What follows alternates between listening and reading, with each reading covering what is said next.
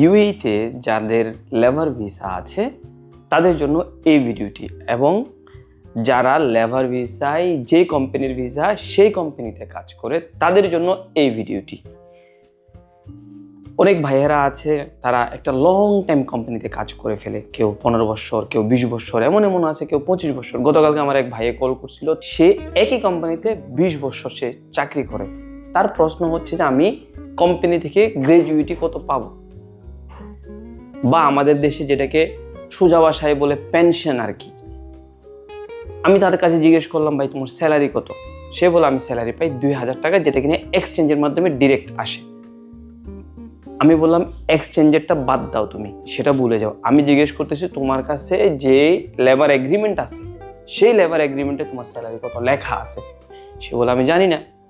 আমি তাকে বললাম প্রথমে তুমি তোমার লেবার এগ্রিমেন্টটা কালেক্ট করো।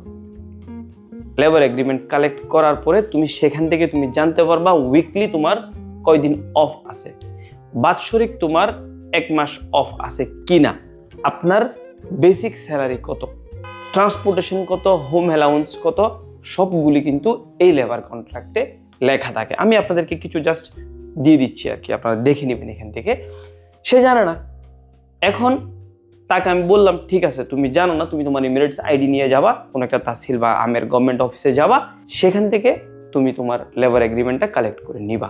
আর না হয় তুমি তোমার মোবাইলে মোহর ইনস্টল করো, মোহর ইনস্টল করার পরে তোমার সকল ডিটেলস দাও, অটোমেটিকলি তুমি সকল কিছু পেয়ে যাবা।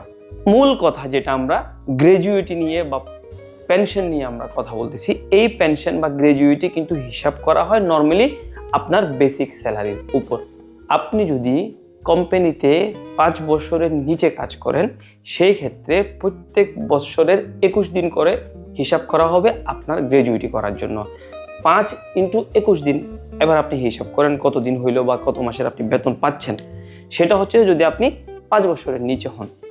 আর যদি আপনি 5 বছরের উপরে কাজ করে থাকেন, সেটা 6 বছর হতে পারে, 20 বছর হতে পারে, 25 বছর হতে পারে, সেই ক্ষেত্রে আপনি প্রথম 5 বছরের জন্য পাবেন 21 দিন × 5।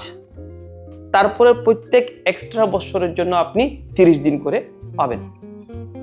এটা হচ্ছে আপনার গ্র্যাজুইটি।